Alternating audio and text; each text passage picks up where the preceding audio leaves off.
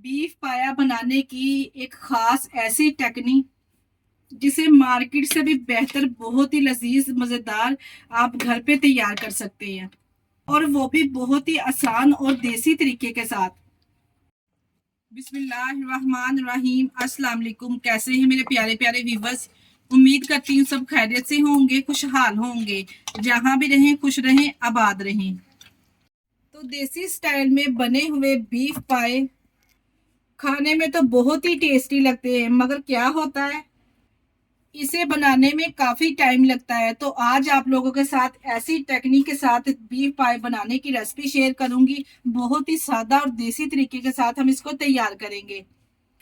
तो पाए की ऐसी रेसिपी शेयर करूंगी ना, जो खाने में तो मजेदार तो होगी, तो बनाने में ज्यादा टाइम भी नहीं लगेगा। तो वीडियो को एंड तक देखिए। वीडियो अच्छी लगी वीडियो को लाइक और चैनल को लाजमी सब्सक्राइब करना है।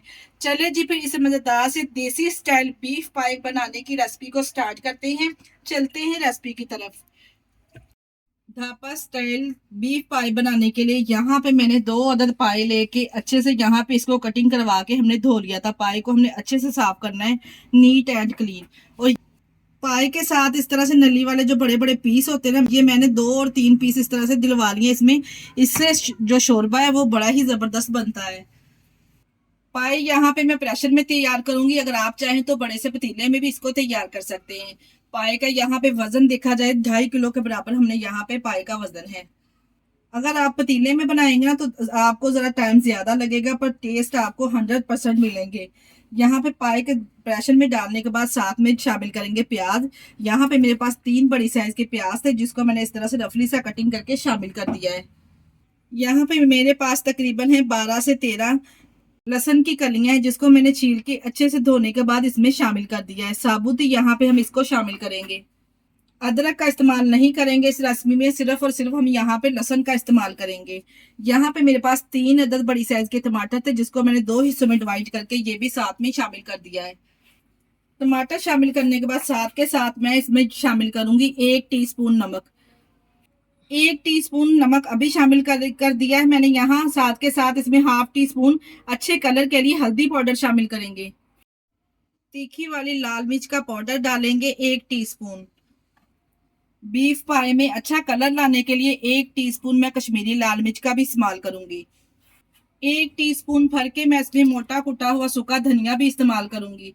और इसके अलावा 1 टीस्पून मैं इसमें साबुत सफेद जीरा भी ऐड करूंगी। अगर आप चाहें तो जीरे को थोड़ा दरदरा सा आप इसमें इसको कूट के शामिल कर लीजिए। तमाम मसाले डालने के बाद अब यहाँ पे इसमें पानी शामिल करेंगे। पानी तकरीबन यहाँ पे मैं इसमें इतना शामिल करूंगी कि पाए यहाँ पे अच्छे से इसमें डूब जाएं, यानी कि 2 से 3 लीटर के बराबर यहाँ पे हम पानी शामिल करेंगे। मैंने यहाँ पे 2.5 लीटर के बराबर इसमें पानी शामिल कर दिया है, क्योंकि हमारा यहाँ पे प्रेशर का साइज ही इतना है। अगर पानी कम पड़ गया तो मजीद और ऐड कर लेंगे। पाए की खुशबू बढ़ाने के लिए और जायका पैदा करने के लिए मैं इसमें 2 अदद बड़ी इलायची का भी इस्तेमाल करूंगी। खड़े गरम मसालों में इसमें 2 बादियान के फूल भी ऐड करूंगी।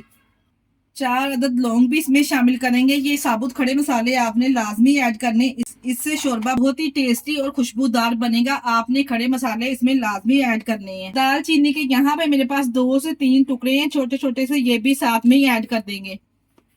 बस जी, खड़े मसाले और पाउडर वाले मसाले डालने के बाद कुछ भी नहीं करना। अब यहाँ पे हमने अच्छा सा यहाँ पे पाए को मिक्स देना है। तमाम मसाले इसमें अच्छे से जब मिक्स हो जाएंगे तो ऊपर से कवर लगाएंगे। 1 घंटे के लिए हम मीडियम टू लो फ्लेम पे इसको पकाएंगे, ताकि पाए अच्छे से टेंडर हो जाए। बस जी, ऊपर से मैंने कवर लगा दिया। 10 मिनट के लिए मैं इसको हाई फ्लेम पे रखूंगी। 10 मिनट के बाद हमने फ्लेम को मीडियम टू लो कर देना है। मीडियम टू लो फ्लेम पे 1 घंटे के लिए हम पाए को पकाएंगे। यहाँ पे देखिए जी, 1 घंटे के इंतजार के बाद यहाँ पे मैंने प्रेशर का सारा प्रेशर निकाल लिया था, और माशाल्लाह से पाए तो आप यहाँ पे चेक करें किस कदर मक्खन की तरह ये सॉफ्ट होके गल चुके हैं। माशाल्लाह से आप चेक कर सकते हैं, जो इसकी पोटी है हड्डी से ही देखिए उतर रही है। इतने जबरदस्त ये गल के तैयार हो चुके हैं। ये लीजिए, यहाँ पे मैंने तमाम पाए को कढ़ाई में इस तरह से शिफ्ट कर लिया है। यहाँ पे अब मैंने करनी है पाए की भुनाई।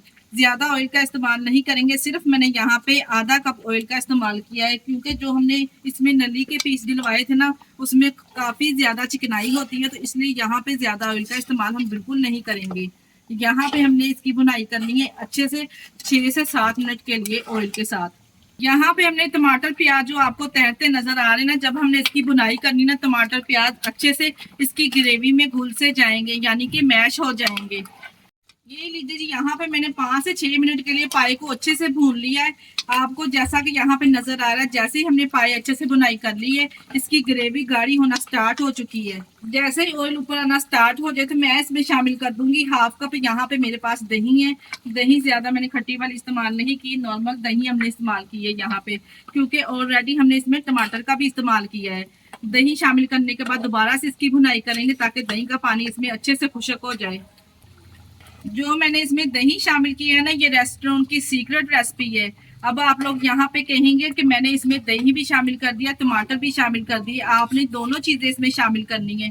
बहुत ही क्रीमी सा इसका टेक्सचर और शोरबा बनके तैयार होगा इंशाल्लाह ताला। तो ज्यादा नहीं, इसलिए यहाँ पे मैंने सिर्फ आधा कप दही का इसमें इस्तेमाल किया है। यहाँ पे देखिए दही का पानी भी अच्छे से यहाँ पे खुशक हो चुका है, ऑयल सेपरेट होना स्टार्ट हो चुका है। तो इस स्टेज पर मैं क्या करूंगी, पाए की अच्छे से बुनाई करने के बाद साथ के साथ यहाँ पे मेरे पास 7 से 8 सब्ज मिर्ची, ये साबुत ही मैंने इसमें शामिल कर दी है। हल्का सा मैंने इसमें कट लगाया है। अच्छा फ्लेवर और जायका बहुत ही जबरदस्त आएगा शोरबे का इस तरह से सब्ज मिर्च डालने से। अच्छे से बुनाई करने के बाद पाए की जो इसमें से मैंने यखनी अलहदा से निकाल ली थी, पाए हमने अलहदा से कढ़ाई में निकाल लिए थे, ये सारी यखनी बुनाई के बाद इसमें शामिल कर देंगे। ये लीजिए सारी यखनी इसमें ऐड करने के बाद अगर तो आप मजीद शोरबा पीना पसंद करते हैं तो पानी आप इसमें मजीद और ऐड कर सकते हैं। मैंने सिर्फ वही यखनी इसमें ऐड की है। ऊपर से कवर करेंगे और इसको टोटल 15 मिनट के लिए दोबारा से पकाएंगे। ना ज्यादा घंटों तक इस पाई को पकाने की आपको जरूरत पड़ेगी। सिर्फ एक ही दफा में हमने प्रेशर में सारा कुछ शामिल करके ये बहुत ही जबरदस्त क्रीमी से पाई तैयार की है। देखे जी, अभी से इसका शोरबे की लुक आप चेक कर सकते हैं कितनी क्रीमी सा इसका टेक्सचर आया है।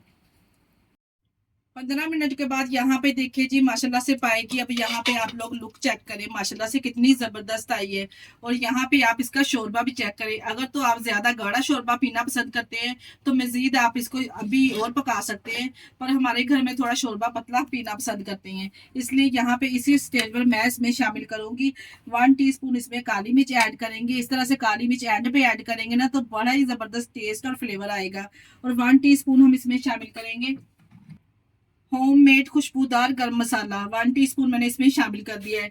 इसके साथ ही बस धनिया गार्निश करेंगे और गर्मा गर्म इस पाए के सालन को सर्व करेंगे। यकीन जानिए इतने टेस्टी ये पाए बनके तैयार हुए ना कि आप इसको नान के साथ सर्व करेंगे ना, जिस किसी को भी आप ये पाए खिलाएंगे वो आपसे इसकी रेसिपी जरूर पूछेगा एक दफा। ये लीजिए जी, यहाँ पे मैंने प्यारी सी ट्रे में कर दिया है बीफ पाए को इस तरह से डिश आउट।